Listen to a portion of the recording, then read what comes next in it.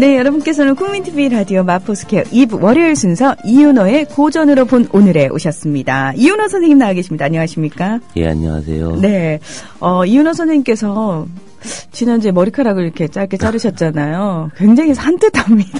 아, 참, 어떡하죠? 아니, 그 전에 왜 머리가 약간 이렇게 기셨을 때는 제가 늘 그랬잖아요. 구루라고 그러죠. 영적 스승이라는 구루 같다는 느낌을 제가 받았다고 늘 그렇게 말씀드렸는데 요즘에 이윤호 선생님은 외람되지만 이런 표현 하고 싶어요. 봄날 캠퍼스에 나타난 신입생. 심하군요. 그 정도로 상큼하다는 얘기입니다. 예. 그래도 좋아하시네요. 네, 선생님 오늘 어떤 얘기 준비해 오셨나요? 오늘은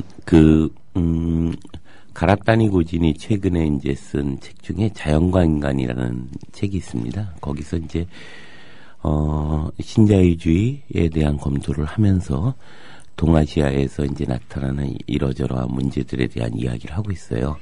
그 중에 이제 데모하는 사회라는 주제를 가지고 쓴 소논문이 있는데요. 데모하는 사회에 대한 이야기를 좀 해볼까 합니다.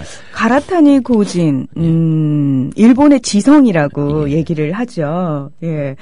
저는 그 가라타니 고진의 윤리 21을 읽으면서 되게, 충격이었거든요. 정말 대단한 책이다. 예. 아주 작고 얇은 책인데도 불구하고 담긴 내용이 엄청났다라는 느낌이었어요. 예, 그렇죠. 예. 그게 이제 결국 칸트를 21세기에 다시 부활시키고 네.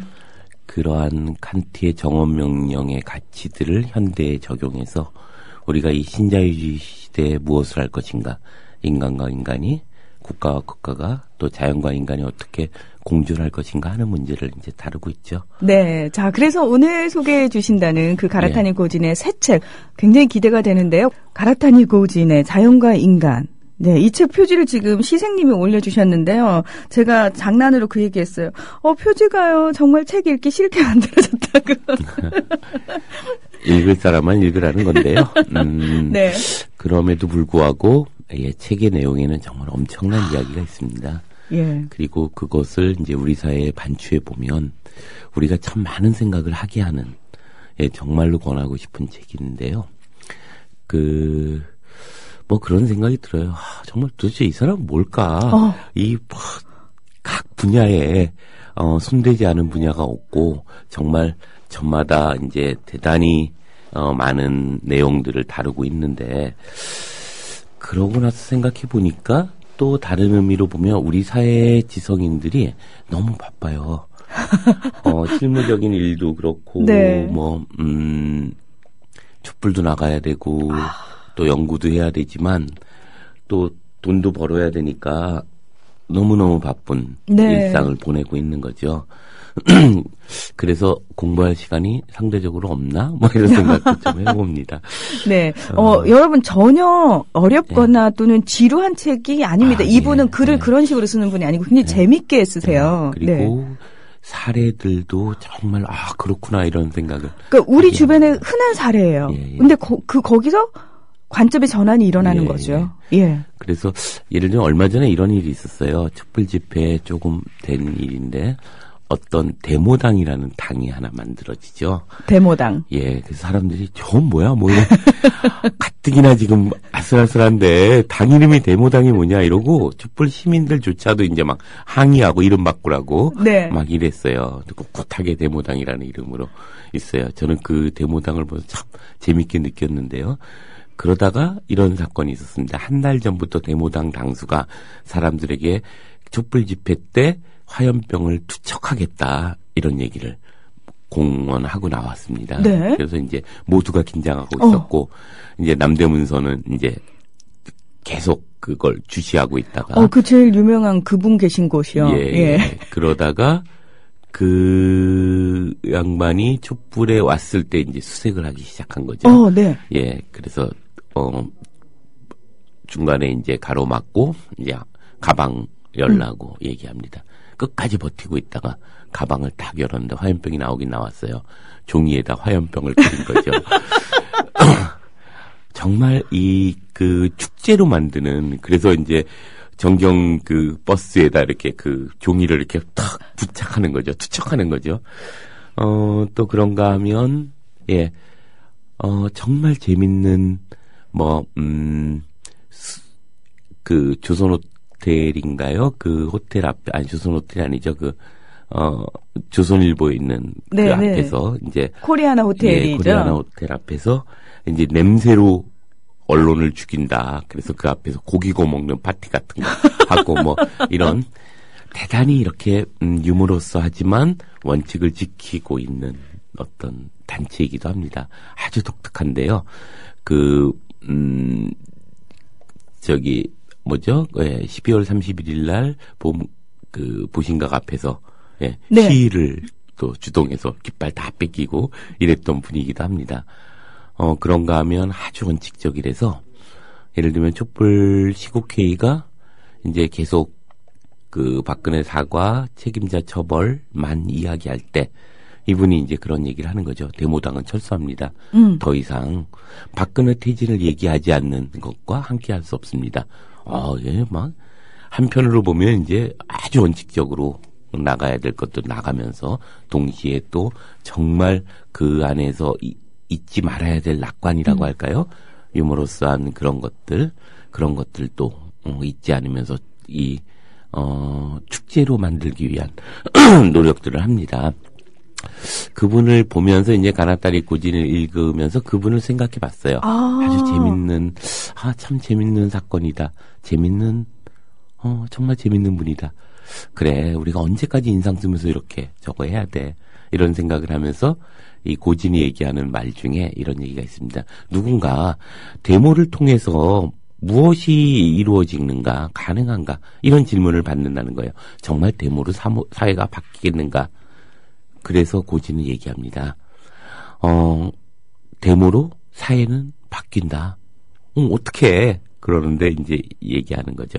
왜냐하면 데모를 함으로써 데모하는 사회가 되기 때문이다.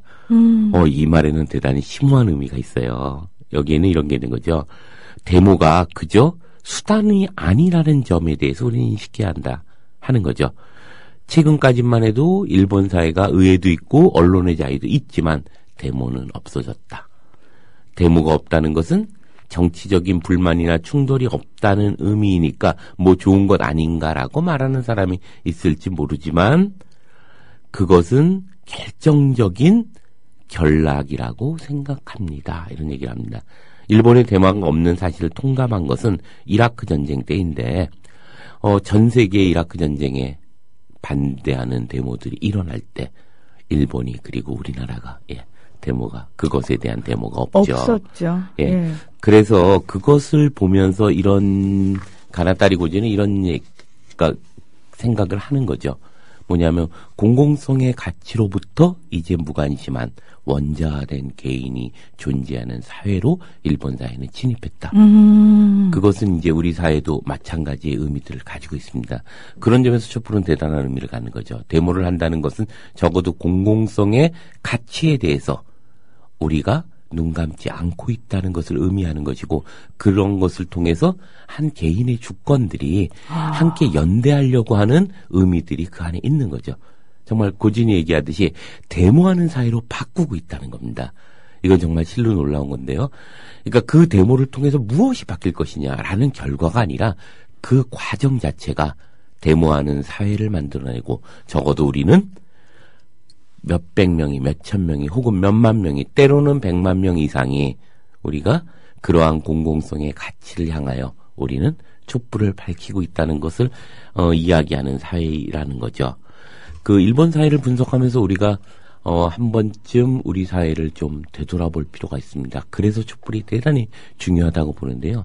일본 사회는 사실 60년대 말 전공투라는 그 거대한 아주 과격한 과격 시위들이 있었죠. 실제로 전쟁을 방불케 할 만한, 그리고 엄청난 진압들을 했던 그런 것들이 이제 영화로도 만들어질 정도로 그리고 나서 데모는 사라졌습니다. 결국 그 학생들이나 신자의 활동가들이 중심이었던 시위는 존재했지만 시민들의 자발적인 공공성의 가치를 가지고 모이는 데모는 사라졌다는 거죠.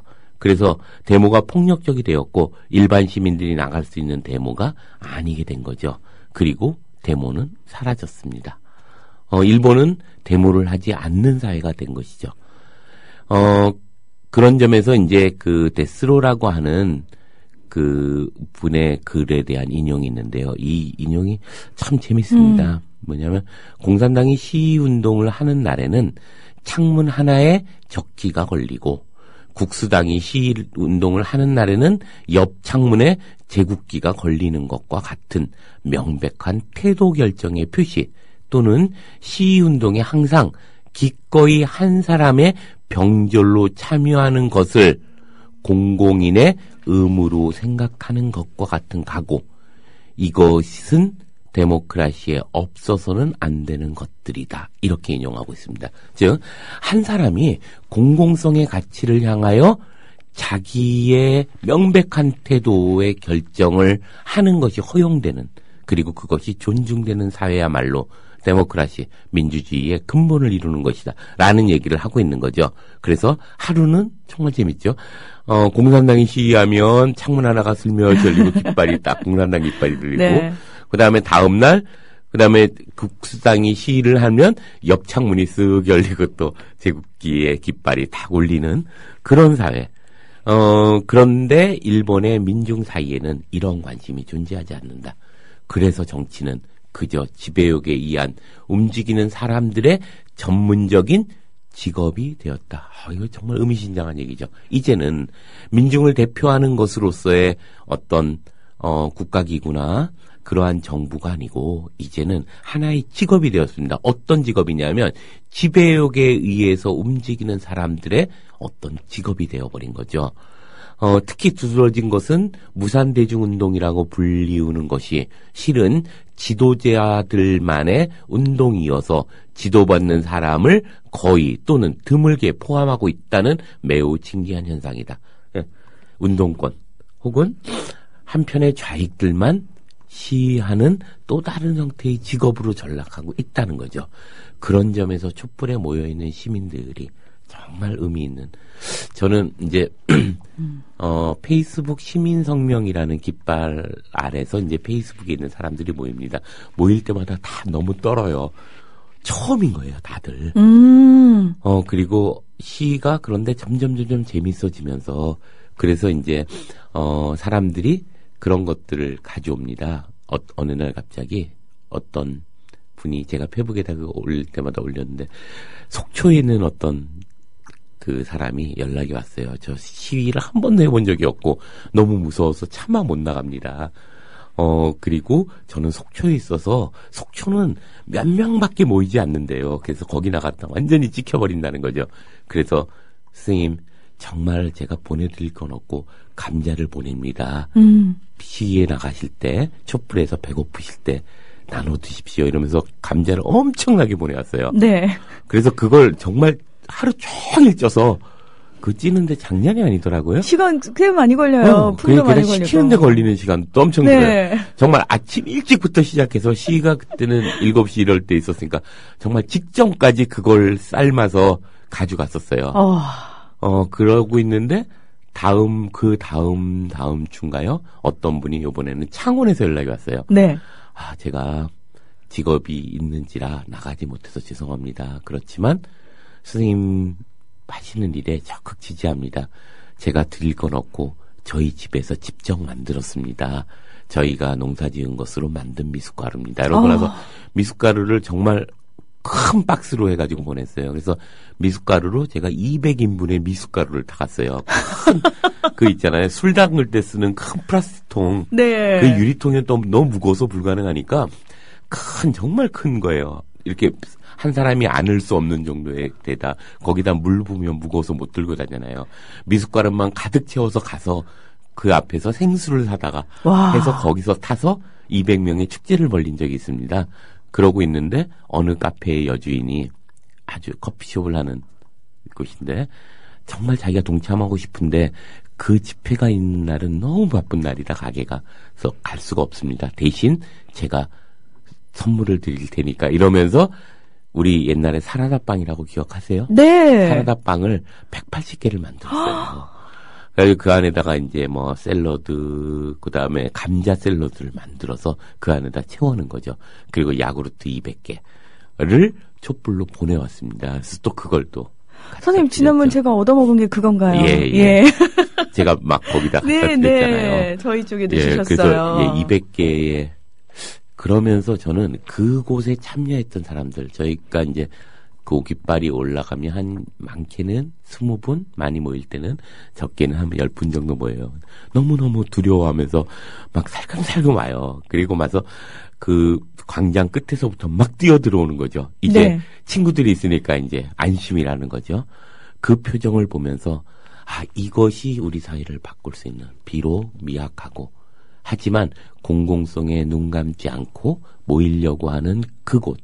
그래서 무슨 대단한 운동권이나 대단한 운동 전력이 있는 사람들이 아니고 단 한 번도 시위에 참석해 본 적이 없었던 그 중에 어떤 한 분은 우연히 광주 5.18에 갔어요. 한 번도 그런 걸 경험해 본 적이 없는 분이에요. 그런데 그 자리에서 막 눈물을 흘리면서 자기 삶에 대한 이제 한갑 가까이 나이를 먹어서 내가 이제 무엇을 받는지 그러면서 생각하신 분도 그곳에 참석하시고 정말 조용히 그리고 끝나고 이제 해장국 같이 먹는 것을 너무 즐거워하시고 이런 이 문화가 어쩌면 절대로 우리가 잃어서는 안 되는 마지막까지 촛불을 든다는 것은 어쩌면 이 문화가 있다는 것을 의미하는 것은 아닌가 생각합니다. 그런 점에서 조금 더 보면 이제 그 인용에는 이렇게 되어 있습니다. 물론 그것은 이 운동이 공허하다는 것을 보여주지는 않는다. 하지만 일본 민중이 마치 공원을 어지럽힐 때의 태도에서 보여주고 있는 것처럼 공공적인 것을 남의 것으로 여기고 있다는 점. 따라서 경제제도의 변혁과 같은 공공적인 문제에 진심 어린 관심을 갖지 않는다는 것. 관심은 그저 집 내부의 생활을 보다 풍요롭게 하는 것에만 관계한다는 것이 여기에 명백하게 나타나고 있다고 생각한다. 예, 이것이 오늘날 일본의 현주소이고 적어도 우리가 촛불이 사라지는 순간 우리는 둘 중에 하나가 선택됩니다. 가족이라고 하는 작은 울타리 안에서의 안위만으로 생각하는 우리들 스스로의 이기주의로 흘러가거나 아니면 정말 극단적인 한 줌의 운동권만이 시위하는 또 다른 의미의 고립된 시위 문화가 만들어지거나 이것이 이제 우리가 촛불로 지켜야 될 어떤 의미이기도 합니다. 저는 지금 선생님이 읽어주신 그 내용을 그 부분을 들으면서 한편으로 무슨 생각을 했냐면은 일본의 상황이지 않습니까? 우리는 어느 순간은 내가 극도로 그냥 이기적이고 내 삶 속에서 내가 조금 더 풍요로워지는 것에 관심이 온통 집중돼 있는 것처럼 느껴질 때도 있는데 그게 참 희한한 게요. 또 촛불이 끊임없이 나와야 될 때는 나온다라는 거죠. 그럼요. 그러니까 어느 순간 사람들이 다 원자화돼서 자기 개인 속으로 숨어버린 거 아닐까라고 겁을 먹었고 사실 두려워지기 시작했는데 또 광장에 모여서 촛불을 들고 있는 사람들을 보면은 이 사람들이 정말 그렇게 원자화됐던 사람들이 맞나? 라는 의구심이 든다는 거죠. 거기에 이제 시민의 힘이 있죠. 요즘 춥잖아요. 네. 저는 사실 이 저강도 감기가 계속되고 있거든요. 이게 선생님, 벌써 몇 달째 그러고 있는데 이유는 간단합니다. 촛불 때문이에요. 이게 촛불에 나가보면 그렇게 춥지 않네라고 했다가도 막상 거기에 앉아서 한 2시간 있으면요. 아래로부터 올라오는 냉기가 장난이 아니에요. 그럼에도 불구하고 사람들이 어떻게 이렇게 모이지? 이런 생각을 합니다. 저도 매번 깜짝 놀래요. 저번 주는 얼마 사람이 없었어요. 네. 근데 다 밀양으로 간 거죠. 엄청난 희망버스. 밀양으로 갔죠. 저는 정말 그 자리에서 이렇게 눈물 나요.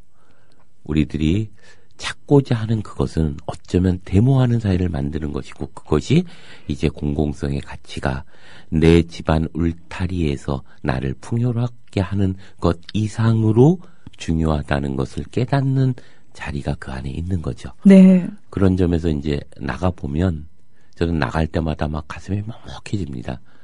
혼자서 이제 노래 하나, 그날 불려졌던 노래 하나 혼자서 웅얼웅얼거리면서 오게 되는데 그것이 저의 일주일의 의미를 찾게 하는 일이기도 해요. 제가 누구를 만날 때 내가 만나는 이 순간에 내가 촛불을 들 때 그 마음 속에서 그렇게 사소하게 수다 떨고 가는 자리가 아니어야 한다는 생각을 갖게 되고요. 정말 일의 이 순간이 나에게 마지막 순간이다라는 느낌으로 일주일을 살게 하는 힘은 어쩌면 촛불 속에서 있는 시민들의 연대 속에서 그렇게 된 것이 아닌가 생각하는데요. 가나타리 고지인의 문화 중에 재밌는 분석하는 게 나와요. 집에 대한 분석을 하는데요. 일본에서는 개인은 집 안에 있고 공공성에 대해서 무관심하다는 거죠. 예를 들면 이런 것들인데요. 서양에서는 집 안에서도 사적이지 않다는 겁니다. 그러니까 사적인 것은 방뿐만이고 복도는 공적이라는 거죠. 그러므로 방에 열쇠가 채워진다고 합니다. 이에 반해 일본인은 울타리에 둘러싸인 집 안에서 거주한다. 전자에서 공공적인 것에 대한 무관심을 수반한 인종이 발달하고 후자에서 공공적인 것에 강한 관심 및 관여와 함께 자기 주장의 존중이 발달했다. 데모크라시는 후자에서 서양에서라는 거죠. 진정으로 가능하게 된다. 이런 얘기를 합니다. 이게 뭐냐면 왜 서양의 구조에 가면 이제 이 아파트라고 하는 게 우리의 집 구조보다는 쭉 복도가 있고 그 안에 이제 방들이 따로 있는데 일본은 이제 자기 집이라고 하는 울타리 속에서 거주하기 때문에 네. 이 복도가 거실이 서양은 공공적 가치를 갖지만 비로소 자기 집에 들어가야 사적 가치를 갖지만 그 일본은 이미 집 안에 들어가는 순간부터 사적 가치를 갖는다. 이거 재밌는 분석인데요. 그래서 이제 이런 얘기합니다. 이렇게 말하면 이게 데스로의 이야기인데요. 데스로의 이야기가 서양을 우위에 놓는 사고를 보이지만 꼭 그런 것은 아니다. 예를 들어서 그의 생각에 의하면, 데스로의 생각에 의하면 중국도 그런 점에서 공공적이다. 이런 거죠. 하나의 울타리 안에 여러 집이 있고 그 각각의 방들로 이제 나눠져 있는 거죠. 그랬을 때, 그러한 어떤 지배 구조들이 그렇게, 그러니까 가옥의 구조들이 어떻게 그 사람의 공공성들을 만들어내는가에 대한 재밌는 분석을 하고 있는데요. 사실 불충분하죠. 그것이 좀 지나치게 비약하고 있는 바가 있죠. 그렇지만 중요한 것은 이제 적어도 일본이 데모가 사라진 사회가 되고 있다. 그리고 그것은 대단히 심각한 미래에 형해야 되는 문제들을 야기할 것이다. 라고 하는 것을 이제 그 일본의 지성인들은 공감하고 있다는 점입니다. 그런 점에서 한번 우리가 데모하는 사회가 가지고 있는 의미에 대해서 한 번쯤 생각해 볼 필요가 있지 않나 이런 생각이 드네요. 네. 이윤호의 고전으로 본 오늘은 가라타니 고진의 자연과 인간이라는 책을 중심으로 데모하는 사회에 대한 이야기 나눠보고 있습니다. 이윤호 선생님 이 고전으로 본 오늘이 팟캐스트에 독립적으로 올라가고 있어요. 그래서 많은 분들 거기서 이제 다운로드 하시고 구독하기 누르시고 별점 주시고 댓글 달아주시면은 지금 순위가 100위권인데 좀 더 순위가 많이 올라가지 않을까? 예. 함께 진행하는 사람으로서 사실 살짝 욕심이 있어요. 그런 욕심이. 선생님께서는 그래요? 없으시겠지만 저는 있습니다. 네. 저도 꼭 들어가 보겠습니다. 본인 거니까요. 제발요. 예. 자, 네. 계속해서 가나타니 고진의 얘기해 주실 거죠? 그 가나타니 고진은 이제 공공성의 가치 측면에 있어서 4가지를 비교합니다. 보통 우리가 일상적으로 느끼는 것들일 텐데요. 첫 번째를 이제 민주화, 두 번째를 자립화, 세 번째를 사화, 즉 개인화, 그리고 네 번째를 원자화 이렇게 이 얘기를 하는데요. 그래서 그러니까 민주화 사회는 중앙 권력을 통한 개혁을 지향하는 데 반해서 어떤 자립화 사회는 시민적 활동을 중시한다고 합니다. 그리고 그 개인화된 곳은 그런 민주화된 것과는 정반대의 모습을 띠고 있죠. 공공적인 것에 관여를 거부하고 사적인 세계에 틀어박히는 타입을 의미합니다. 뿐만 아니라 이제 원자화된 과정은 그런 개인화, 즉 사화와 닮아 있지만 공공의 문제에 무관심하지만 종종 열관적인 정치 참여로 비약한다고 합니다. 예를 들면 일베 같은 경우가 이런 경우예요. 그러니까 그 네오파시즘이 등장하고 있는 독일이나 일본의 현상들이 바로 이 원자화된 개인들이 어떻게 경우에 따라서는 자기의 배설의 극단적 형태를 취하는가를 얘기하고 있는 것들이 이러한 것이죠. 그래서 과잉 정치와 완전한 무관심 사회를 왕복하는 것이 원자화된 사회의 특징이라고 하는 거죠. 그래서 다른 한편으로 보면 과잉 정치화돼서 엄청난 과격함들을 보여주는가 하면 그래서 엄청 폭력적이기도 하죠.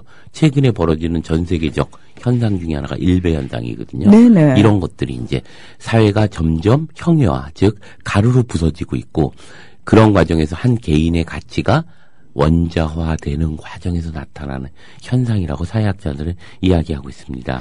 근데 그 유럽에서 나타나는 현상하고요, 우리나라에서 나타나는 그 일베 현상이 약간 차이가 좀 있다라는 느낌이 들어요. 좀 다르긴 하죠. 그 사회 구조에 따라 다른데요. 신자유주의가 결국은 이제 개인들을 고립시켜 놓을 때 그 고립된 대중의 원자화, 즉 대중사회가 빚어내면서 그러한 원자화가 한편의 과잉 정치화를 만들어내는 현상으로 이해해야죠. 그래서 그러한 네 가지 타입과 관련해서 이제 그 이야기하는 것 중에 이런 얘기가 있죠. 그 일본 사회는 과연 어떨까 하는 겁니다. 보통 일반적으로 근대화가 천천히 생기는 경우에는 자립화와 개인화의 분포가 많이 나타나고 그런가 하면 우리 사회처럼 혹은 일본 사회처럼 극대화된, 그러니까 뭐라고 할까요? 압축적인 어떤 근대화를 이룬, 급속하게 근대화를 이룬 나라일수록 그러니까 외부에서 보면 이식된 거. 민주화되는 것과 원자화되는 것의 형태들이 나타나는 비율이 높아진다고 합니다. 그래서 일반적으로 또 자본주의 경제의 침투가 대중사회, 특히 대중소비사회로 되어감에 따라서 원자화가 급속하게 진행되고 있다고 하죠. 그래서 일본의 특징적인 것은 자립화하는 개인인 그런 자립화 단계가 거의 없거나 아주 적다는 것이 특징이고 그런가 하면 개인화, 사화되어 있는 경우가 대단히 많다는 거죠. 정치에 무관심하고 얼마 전에 참 좋은 일본 분들 20분을 만나서 제가 그 가이드를 한 적이 있는데요. 한국문화. 그분들이 그런 얘기예요. 일본 사람들이 만나서 절대 안 하는 얘기가 있다. 정치 얘기다. 그것은 자기들뿐만이 아니라 정치 얘기는 절대 하지 않는다.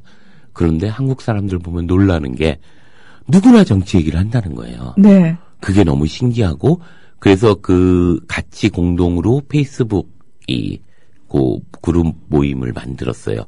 또 그분들에게 이제 한국말을 워낙 잘하시니까 제가 들어가서 이제 그분들의 페이스북을 쫙 했어요. 20분인데 정말 단 한 명도 조금도 정치 얘기가 들어있는 게 없어요. 사화되어 있는 거죠. 정치적 무관심이 너무나도 일반화되어 있는 거죠. 그래서 그 일본에서의 개인주의 경우는 거의 사적이 되고 공공적이거나 정치적인 관심을 전혀 혹은 아주 적게 갖게 된다는 거죠. 그래서 문학으로 말하면 사소설이라고 하는 것이 이제 일본의 60년대 말부터 70년대부터 중요한 주류가 되는데 이 사소설이 주류가 되고 있다는 겁니다. 그래서 그런 개인화된 것은 사회가 점점 대중소비사회로 넘어가면서 일본 사회가 점점 아톰화되는, 즉 원자화되는 과정으로 넘어가고 있다라고 진단하고 있습니다. 그래서 패전 후 일본에는 처음으로 민주주의에 대한 요구가 되게 많았죠. 따라서 혁명운동이 융성했고 네. 하지만 경제부흥과 더불어서 개인화가 지배적이 되었고 그래서 사소설의 이 주류로 나타나듯이 삶은 이제 하루키류의 소설들이 그러하죠. 예, 점점 개인주의화되는 소설들. 그래서 그 때문에 노동조합이나 학생 자치회만이 데모에 나가게 되고 예외적으로 60년대 이제 전공투를 중심으로 해서 거대한 시위가 있었지만 그 60년대 60년 6월에 안보투쟁에서 이제 대중들의 시위가 우리나라로 보면 6월 항쟁처럼 엄청나게 네네. 커지게 됩니다. 그렇지만 그 시위를 안보투쟁이라고 하는 건데 그걸 제외한다면 사실 그 다음에 시민들의 시위는 거의 없었다고 보는 것이 이제 일반적일 텐데요. 근데 일본과 우리나라가 어떤 면에서 정치적 무관심이라는 측면에서 약간 일맥상통하는 부분이 있는데 근데 그 원인은 좀 다른 것 같아요. 예. 일본은 굉장히 사화되고 원자화된 과정이 빨라서 그렇다면 우리나라는 오히려 정치권 내에서 약간 국민들의 정치에 대한 무관심을 유도하는 경향이 있고 뿐만 아니라 정치에 대한 혐오증이 그 발단이 되는 경우가 대부분이지 않습니까? 예. 제가 이 말씀을 드리려고 하는 게 결국 우리 사회가 그렇게 흘러가고 있는 것들이 있다는 거죠. 뭐냐면 점점 정치적 무관심과 조금 지나면서 극단적인 정치 과잉화들이 반복되고 있는 모습들이 나타나고 있고 그래서 촛불이 대단히 중요한 의미를 가지고 있다고 생각하거든요. 그러니까 다시 말해서 정상적이지 못한 상태가 반복되고 있다라는 얘기신 거죠. 예. 그것이 특히 신자유주의의 내면화가 스리슬쩍 이제 공공적 가치들이 민영화되고 이 민영화되면서 이제는 노동자와 노동자가 연대했던 과거의 질서는 사라지고 말았죠. 그러면서 이제 비정규직 노동자와 정규직 노동자들 사이에 밥그릇을 놓고 싸우는 싸움들이 벌어지기 시작했고 소위 말해서 노노 갈등이요. 예. 네. 그리고 이러자면 민주노총이 더 이상 힘을 제대로 발휘하지 못하는 형태가 되었고 점점 학생들의 어떤 학생의 정치의식이라고 하는 것이 대단히 얇아지고 있고 그래서 촛불에도 제가 걱정되는 것 중에 하나가 젊은이의 참여예요. 저희 쪽에 그 깃발 밑에서 한 20명 모일 때 제일 막내가 41살? 40살? 그래요. 그래서 매일 우리가 야 가서 물 좀 사오지? 뭐 이런 거 할 때 예! 그러고 일어나서 가면서 저 어디 가면 제일 맏형인데요? 이러고 갑니다. 그러니까 이럴 정도로 이제 젊은이의 문화들이 점점 정치에 무관심이 되고 있으면 이렇게 고진이 이야기하듯이 일본의 문화를 조금씩 닮아가고 있다는 것이죠. 그래서 촛불이 더더욱 중요한 의미를 갖게 되는데요. 그래서 한편으로 보면 일본의 문제가 원자화되어 있고 그것이 소비 사회가 풍미하게 만든 것이고 이 같은 변화는 동시기에 그 유럽과 평행하는 측면이 있지만 동시에 근본적으로 다른 부분이 있다는 거죠. 구미에서는 신자의 과격한 운동은 완전히 몰락했지만 여전히 시민의 다양한 시위는 계속되고 있죠. 네. 그런데 적어도 그래서 그곳에서는 적어도 자립하라고 하는 그러한 운동의 형태들이 등장하고 있습니다. 다양한 것에 대한 공공적 가치의 요구라던가 또 자기 나라의 문제가 아님에도 불구하고 이라크 시위에 대한 것들 그 다음에 일본의 그 원자력 발전소의 사건에 대한 어떤 문제들 이런 거에 대한 다양한 시위들이 사실 유럽에서는 존재하고 있죠. 네. 과격한 신자파들의 어떤 그러한 운동이 붕괴되고 나서도 시민들의 정치의식이라고 하는 건 일정하게 자리를 잡고 있습니다. 그러나 일본에게서 사라지고 있는 것은 과격파는 살아남았지만 한편으로 보면 그러나 시민의 정치의식은 사라졌고 점점 정치 과잉화되는 다른 한편에 예를 들면 최근에 이제 독도부터 시작해서 조선징에 대한 문제들에 대한 제기하면서 벌어지고 있는 일본의 그런 과격파의 난동들, 우리로 보면 일베 같은 거죠.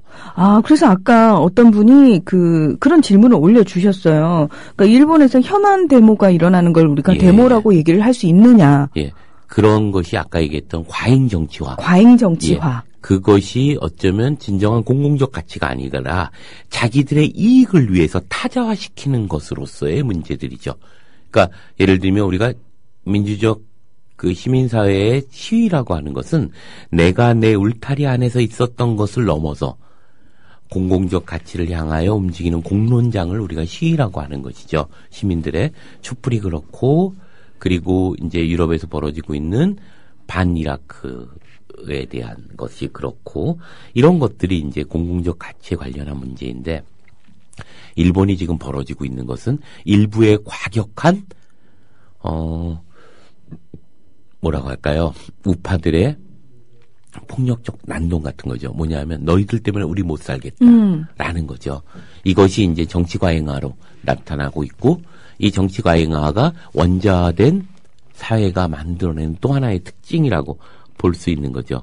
그래서 시민의식이 결국 사라지는 자리에서 과격파가 남아돌고, 그리고 그러한 원자화의 정치 과잉화가 남아있는 것은 아닌가라고 가나타리 고지는 진단하고 있습니다. 그래서 그 한국에 대한 얘기를 하면서 한국에서는 지금이나 옛날이나 그러한 시위가 대단히 활발하고 적어도 그것은 민주주의에 대한 염원과 시민의식의 발로였다고 얘기합니다. 근데 가나타리 고진도 이러한 경향이 1990년대 이후에 민주화나 경제성장 이후에도 기본적으로 변하지 않고 있는데, 그것은 일본과 다르게 공공적인 것에 대한 관심 및 관여를 우위에 놓는 문화적 전통이 강고히 존재하기 때문이라는 거죠. 그렇지만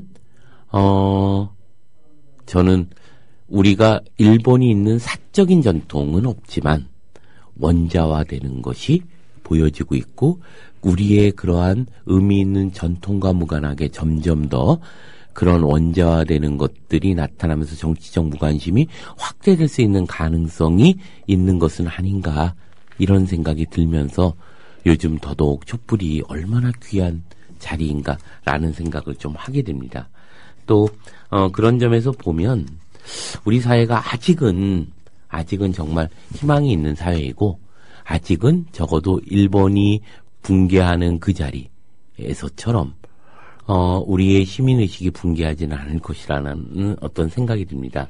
그리고 사실 이런 것들이죠. 일정하게 그 개인은 누군가와 함께 시위에 참여하는 것, 즉 어소시에이션의 어떤 자리가 있는 거죠. 어소시에이션으로 참여하는 거죠.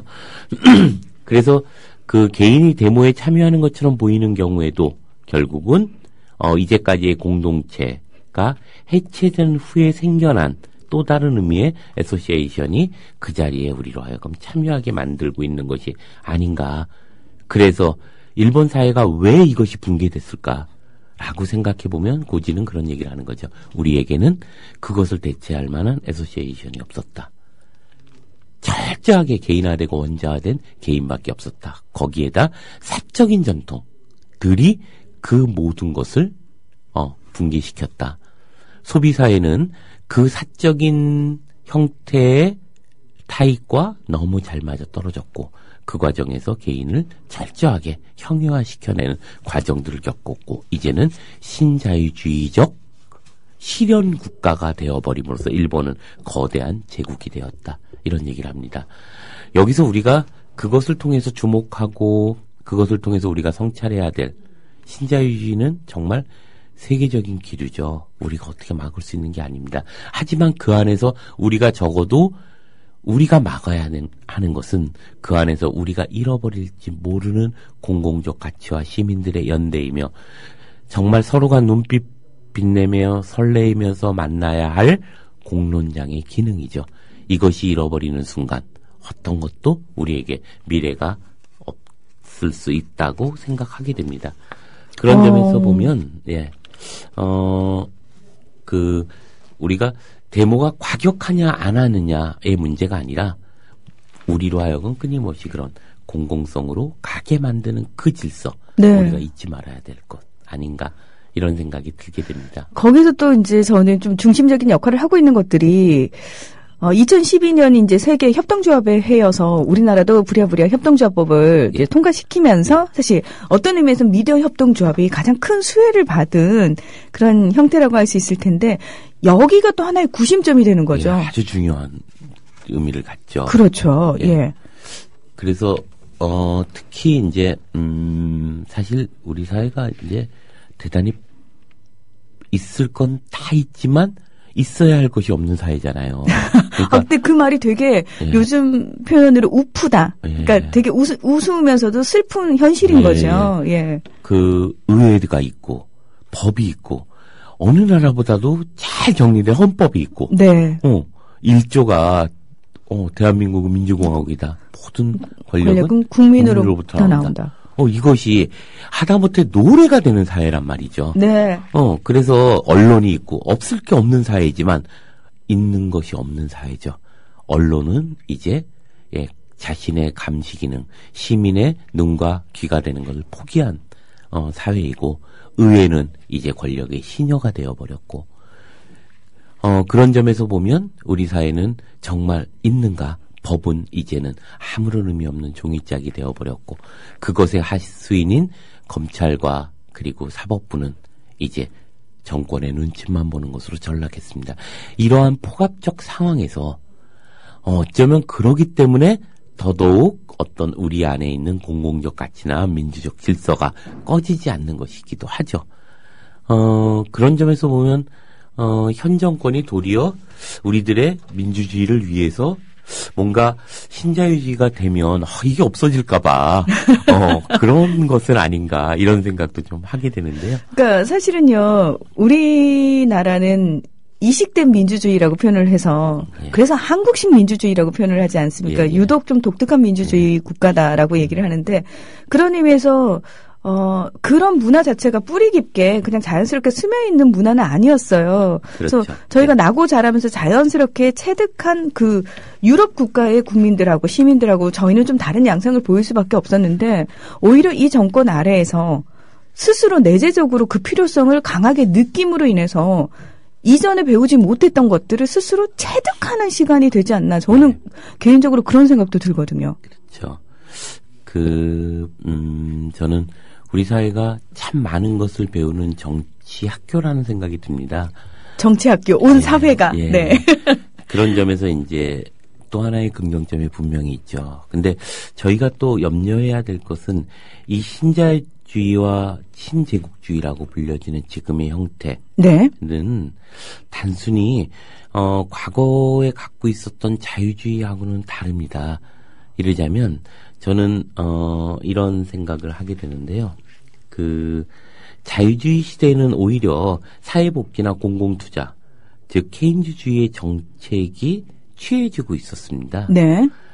이에 반해서 그 아메리카를 중심으로 신자유주의가 만들어졌을 때 그것은 어떤 면에서 보면 적자 생존이고 약육강식이 당연하다고 생각하는 사회적 다이니즘으로부터 출발하고 있다는 것을 우리가 생각해 봐야 됩니다.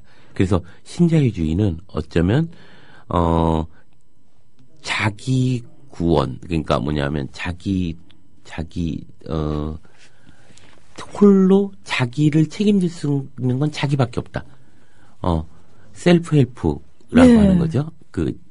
그런 것, 자기 책임, 적자 생존과 같은 사고방식, 결국 사회 다이니즘의 재판이고, 이것은 1990년대 이후에, 제국주의가, 이제 전 세계적인 자본의 지배로서 존재하게 될 때, 이제 이것이 중요한 어떤 의미들을 갖게 되는 것은 아닌가. 그래서 1990년대 이후에 자본주의의 글로벌리제이션이라고 하는 세계화가 벌어질 때 국가나 어떤 네이션, 그러니까 민족, 종족 개념들이 소멸할 것이라는 전망이 나왔지만, 그렇지만 그것은 사라지는 것이 아니라 다른 형태를 취하면서 자본에 유리하게 작용하게 됩니다. 그 과정에서 개개인들은 더 이상 이제 하나의 의미 있는 존재로서 존재하지 않는 사회가 만들어지게 되는 것이죠. 그러면서 이제 광역 국가들이 만들어지죠. 예를 들어 유럽연합 혹은 동북아시아 연대 뭐 이런 것들이 이제 만들어지면서 또 다른 의미의 제국이 형성되는 블록 경제가 만들어지고, 그러면서 이제 시민이라고 일컬어지고 노동자라고 일컬어지는 그들의 주체들이 이제 붕괴되기 시작할 것이라는 것이 지금 현실을 우울하게 만드는 어떤 것입니다. 한편에 보면 이제 양극화가 경제적으로 벌어지고, 그 과정에서 이제 연봉 1억 이상을 받는 군집들이 과거와 달리 많은 확장들을 벌어지고 있지만, 전 국민의 70% 이상이 연봉 2천만 원 이하에서 삶의 어떤 뭐라고 할까요? 최소한의 조건이 허락되지 않고 정말 숨쉴 바늘구멍 하나 없는 사회 속에서 자살을 꿈꾸면서 살아가고 있는 거죠.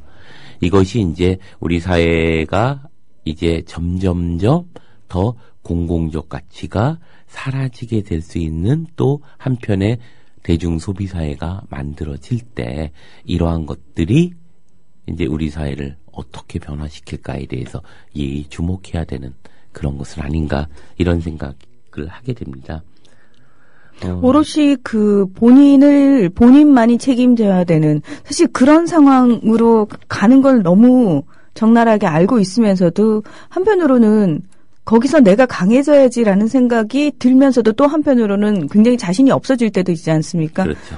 그러면서 저는 내부적으로 이래서 우리가 연대를 해야 되는구나라는 그 추진력이라고 해야 되나요? 원동력이라고 해야 되나요? 이런 생각들인지 조금씩 꼬물꼬물 생겨나기 시작한다는 거죠. 그러니까 누군가가 외부에서 자, 연대를 하셔야 됩니다. 그래야지만 여러분이 살아남습니다라고 심어주는 그런 생각이 아니라 내부적으로 이렇게 하다가 나 스스로가 나를 책임진다는 것 자체가 불가능하고, 이런 사람들이 도처에 널려있는 이 사회 속에서 다른 거 다 떠나서 내가 살기 위해서 삶의 어떤 한 방편으로 택하게 되는 게 연대라는 감정이라는 거죠. 그렇죠. 그리고 그 의식이라는 거죠. 예. 뿐만 아니라 연대가 공공성을 갖지 못할 때 이것은 무서운 괴물이 됩니다. 이러자면 이런 것들인데요. 공공성의 가치가 아니라 우리들의 이익이라고 하는 관점에서 경쟁의 요소에서 공동체를 성립시키는 것을 동의할 때 우리는 주권을 제한하는 것을 동의하게 됩니다. 이 주권 제한이 동의되는 블록 경제가 만들어질 때 여기로부터 이제 우리 스스로가 하나의 괴물로서 변화하게 되죠. 일본에 경쟁하기 위한 대한민국, 혹은 유럽에 경쟁하기 위한 아시아, 이렇게 되는 순간, 이것이 공공성의 가치를 잃어버리는 순간 우리 스스로 우리 안에 괴물들이 이제 북상하게 되는 거죠. 그야말로.